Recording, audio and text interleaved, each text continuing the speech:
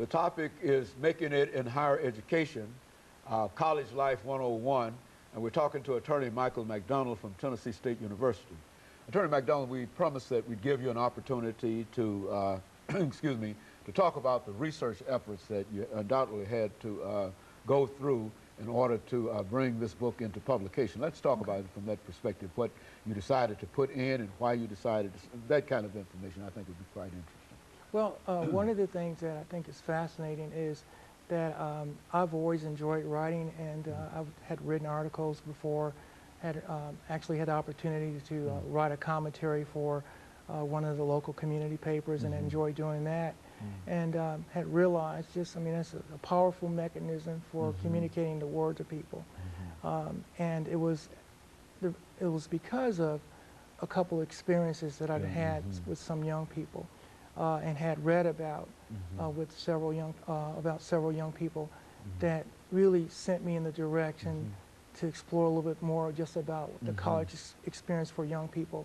What I went through 20 some odd years ago as a freshman, completely different world from what young people face today. But there are some things that still remain true. And so in my research, I tried to identify those issues that are new, those issues that young people are having to face today that I didn't have to confront. And part of the research in terms of me obtaining the information was I generated a survey a couple years ago, and it was extended to several hundred college students in this area. It involved public schools, private schools, religious colleges, and it had a series of questions. In fact, the questionnaire appears in the book, so if young people or anyone who wants to when they buy the book, they can also see the questionnaire because it was critical. Just asking things just as basic as what makes for a good roommate.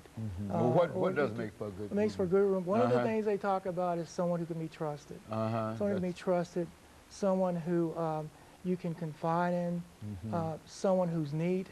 In fact, I think the top two responses was someone who was neat, someone who could be trusted, and someone who was not loud. Those are, I think, the three that that would make for a good roommate. They're a very good roommate. Very good. Right, kind of, you know, kind of like being seen and not seen and not heard. So, but some of the themes were reoccurring, irrespective if the student was at a four-year school or a two-year school, a public school or private school, a Christian-based school or a secular, non-religious-based school. The responses and the themes still crossed and still mirror imaged one another. And so it was based on some of that commonality that I came up with the different themes in terms of the subtopics in the book. The last chapter of the book deals with Christian discipline and Christian discipleship, and I was prompted to do that because just having been led to do that. The book, while it is spiritual in nature, it doesn't preach. It is not preachy. It's not a book that condemns. It's not a book that is designed to look down upon people. It wasn't written with that spirit. It was written with a spirit of trying to educate people, to trying to help individuals understand that yes, you are on a college campus. Yes, you may be new, but there are hundreds and thousands of people before you who have walked this walk. And they've made it, and you can make it also. You know, not to interrupt you, but since you're talking about the spiritual aspect of collegiate life, would you say that there's so many young people who, for whatever reason, have almost cut their ties with any kind of spiritual understanding or church or synagogue or mosque affiliations whatsoever? Would that be a fair assessment in terms Well, there are some. In fact, there's, Dr. Haney, there's almost a perception that is in fact the truth. What I learned from this questionnaire is that many young people, in fact, most of the young people who responded, have a strong belief in God. They believe in the power of prayer. They believe in the importance of fellowship. They believe in the importance of quiet time and Bible study. They believe in the importance of attending a church on a regular basis, even though many said that during their first year, their freshman year, was something they got away from.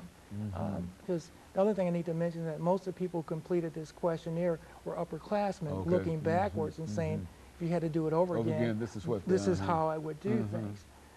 And so one of the things that is, I think, is clear is that when young people do move away from their Christian experience as freshmen or sophomores, they eventually find their way back as juniors and seniors. Okay, very good. And so, and the other thing too that I think is critical is for them to understand the nature of the relationship with God.